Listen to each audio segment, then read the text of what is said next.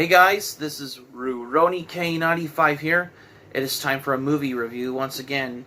Today's movie review, there are some movies that I wanted to review, especially the ones that I haven't reviewed. Maybe I should have done, because I usually review movies whenever I feel like.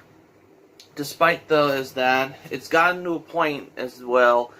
I wanted to do longer type of videos here, since I'm doing a longer YouTube movie review video for the first time here, because, well, even though I have been doing re-reviews on some of the movies that I wanted to do like a level 2 type of way on doing a movie review as a re-review in retrospect, but that's going to be in the case though.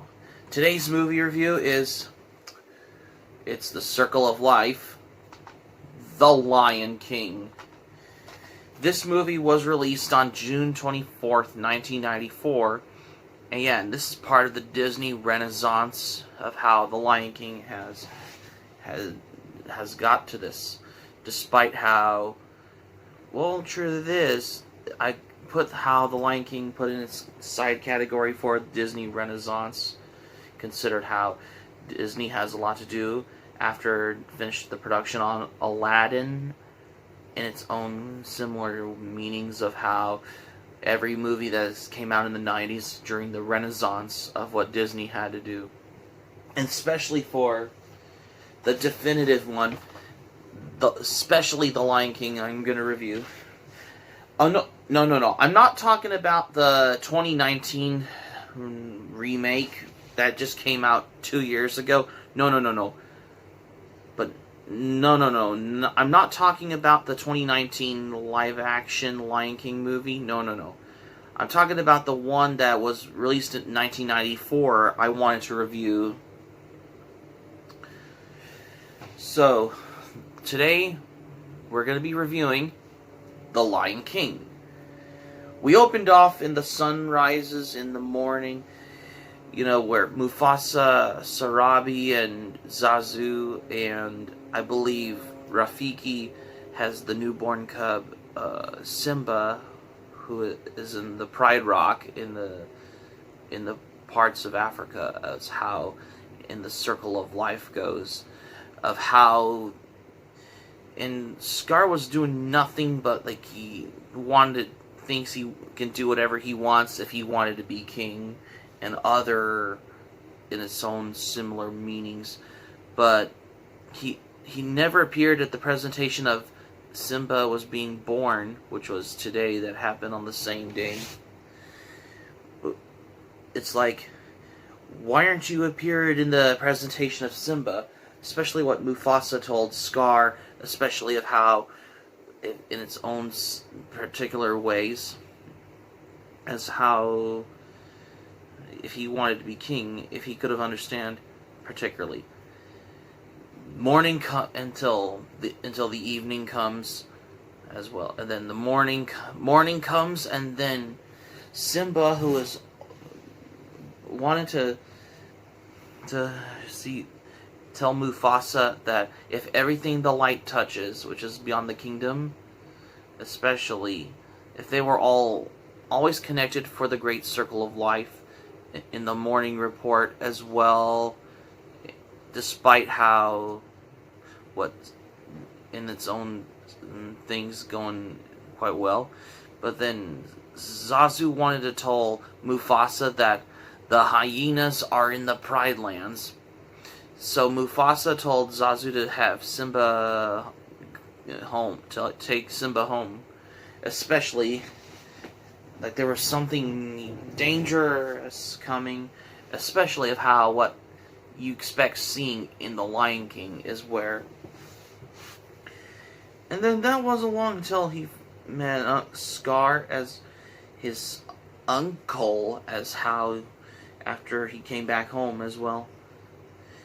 Especially of how the little secret of how this, until if you see something late, what happens next. We get to the part where we see Simba first met Nala for the first time as friends at this point, and how this is the point as how, for in its own part of way of how, especially when as long when how Nala's parents says as long as Zazu goes along with Simba and Nala as its own little supervision, like keeping an eye on them as well, just in case if danger comes as well, in its own safety manner as well. But that wasn't long until if they encountered the elephant graveyard, Zazu was worried sick because of how the dangerous area is part of the elephant graveyard. If there is danger going on, we get to see the part where the hyenas, which are Shenzi, Banzai, and Ed. Well, Shenzi is voiced by Whoopi Goldberg, and Shenzi is voiced by Whoopi Goldberg, but Banzai is voiced by Cheech Marin, from the Cheech and Chong movies as well. But we'll get to the characters of the voices are later on as well. But anyways, that's how the danger goes, especially of how the tormenting Zazu part with the bird. That's how it's shooting him in the air like a rocket as well. And then that's how the encounter dangers until Mufasa has put a stop to the hyenas as well. Yeah, and that's when, until the evening comes, because he disobeyed, I believe, Mufasa, I think. Yeah. And then Mufasa has to tell Zazu to take Nala home for the night, because he wants a very serious discussion with Simba of how disappointed he is, because it's like how you could going into danger. It's like, why would you bring Nala into danger? Especially how if you want to go somewhere safe so you can be safer away from danger, especially but it's just how things were until how the understood parts of how it goes. Yeah, because I bet Mufasa was worried sick. That's why. Because that's how you see what's happening in The Lion King. That's why, from what I understand. That's how things just going quite well. Of how they spent of how Mufasa was very proud with Simba, of how that he had stopped those hyenas. But when they looked at the stars, especially how the great kings were on this, of how this goes as well. And back in the elephant graveyard, the hyenas wanted to know if they wanted to get revenge of how what Mufasa has done as well. But that wasn't long until Scar appeared in the Be Prepared sequence part of how he wants to kill the king as well, like for their revenge, for their vengeance. That's why. Until the next morning comes as well. And we get to the part as where how in the gorge where he was talking with Simba as well, especially of how there is a surprise for the father, which Mufasa, who is still Simba's father, especially in this part. And then, but that wasn't long, basically. How the chaos in the drama, the chaos in and he was being chased by a stampede of wildebeests, which is happening in the gorge. But that's how, from what you expect seeing in The Lion King, is where how you expect as well. And for the most part of the reason is that this movie is how you expect dealing with some sort of thing happening on in these days is where how Simba almost got trampled by the stampede of wildebeests as well. But in this part of how the story progresses is where Zazu told Simba that his father is on the way because there was a stamp, especially on the tree in the gorge, when Mufasa has to save Simba's life when he wanted to get back away from the stampede of wildebeest, but then he almost could have fallen to the near death of the stampede of wildebeest, but then Scar threw Mufasa into the stampede of wildebeest, which had killed old Mufasa at this part.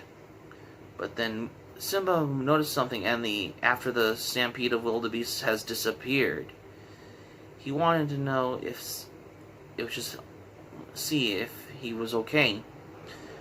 But it was not in a good way. Simba wanted to have Mufasa to come, but he was dead. Probably the stampede of wildebeest has killed, but probably Scar has murdered Mufasa, was what he did as well. And then, Scar tells Simba to run away, never return.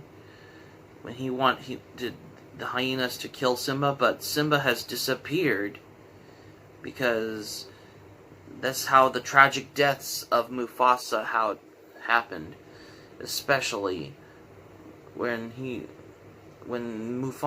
Scar thinks that he's the king, but when he thinks that of a new era with which lion and hyena has come together in a glorious future in the Pride Rock as well.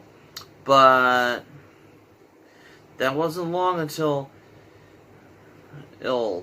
Simba has first met Timon and Pumbaa, which are how they wanted to know each other as well, basically, like with how the Hakuna Matata means no worries, how it progresses of how they expect until Simba has finally grown as well. That's how the story, how it progresses as well. Meanwhile, back in the Pride Land, basically how Scar thinks he's in everything in charge in the Pride Law.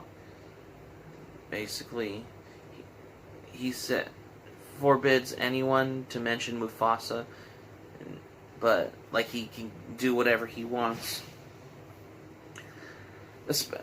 But by this time, of course, Simba and Mufasa and Timon and Pumbaa are basically all how they're enjoying themselves with the night as well until the next morning comes. Rafiki wanted to know if Simba is still alive or if he's missing, but he was right. Rafiki said that Simba is alive once again, though. But that wasn't long, though, is that until Pumbaa was chased by Nala, who was fully grown, when he thinks that when he basically could have misunderstood it, is that if he could have understand if it was either Scar or the hyenas, but Simba has put a stop to it. But then they could recognize from their childhood, because they were fully grown, as how you expect seeing this as well. And they started falling in love, though, especially how they could figure out if they could understand as how the whole thing is how it happened in The Lion King, is where how you would expect seeing. There's some romantic moment parts in it, like Can You Feel the Love Tonight, of how this part goes in its own way as well. And for the most part is that you would expect of how. But that wasn't long until Simba has to meet Rafiki about how he can find the reflection of how with what he when he was fully grown, because of how what it reminded, if he wanted to be the one true king ever since Mufasa died, until the ghost of Mufasa appeared in the sky as a spirit, wanted to tell Simba if he is the one true king, as how wanted to has a lot to do for,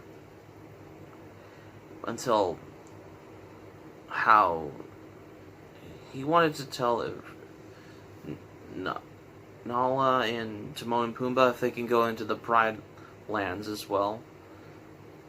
They noticed that the Pride Lands was not the same, especially when Scar and the hyenas take over the Pride Rock as well, of how you expect of how this happened as well.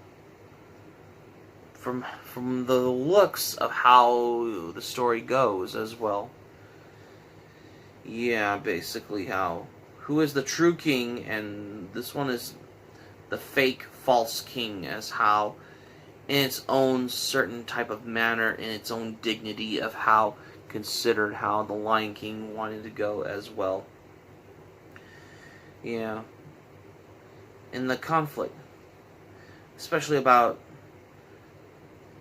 how things just going quite well. Other than of how this, it's like, how did it, because Simba was wanted to know if he's like, because he never killed Mufasa, he never murdered, because he knew that it was Scar all along, basically. Because Scar's secret, he told Simba that Scar has killed Mufasa. I think it was in the Stampede of Wildebeests, which causes him to anger Simba as well. Because from the way of how this goes. And then Timon and Pumbaa wanted to fight off those hyenas. Even Rafiki wants to fight off against the hyenas too, as well. Especially how this happens. Yeah, because Scar wanted to realize if he could have said that he thinks that the hyenas are the enemies, which means he's accusing. So the hyenas wanted to turn back on Scar, though. But Simba said, "Why should I believe you?" Because of what he has done to Mufasa, basically during Simba's childhood, and that's how when Simba wants to tell Scar to run away and never return. And that's how the conflict battle between Simba and Scar has started.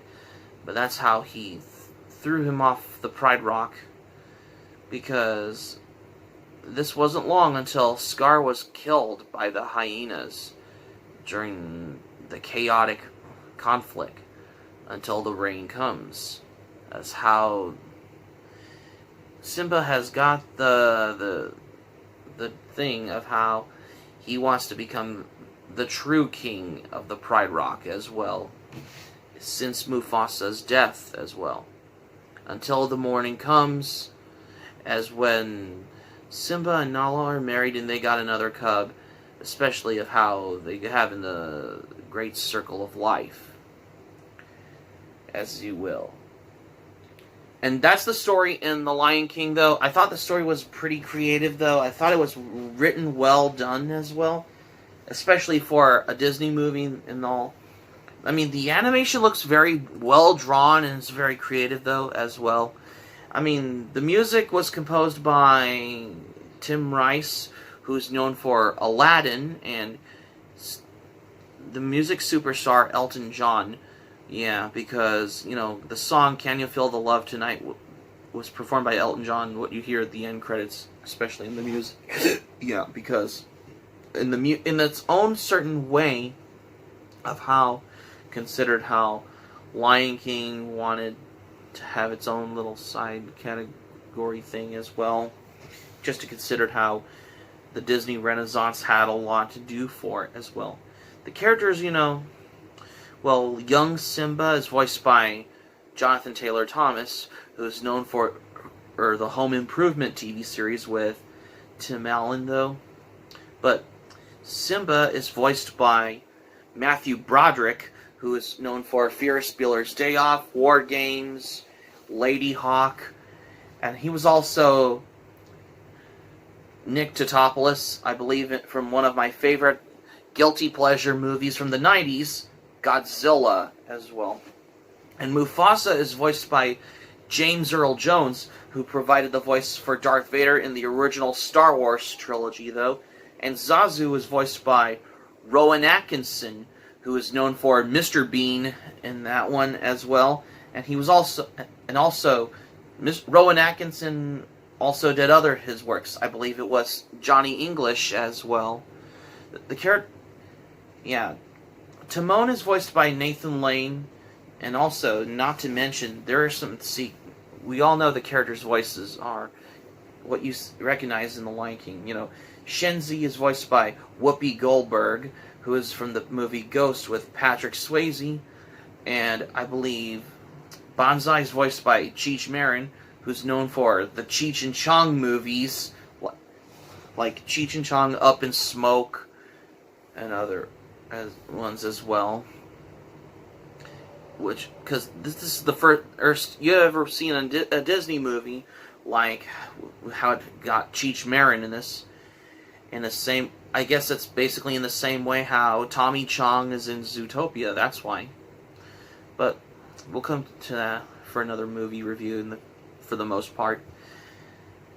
Yeah, the music was very powerful. I mean, considered how this movie was made in '94. I mean, the music is very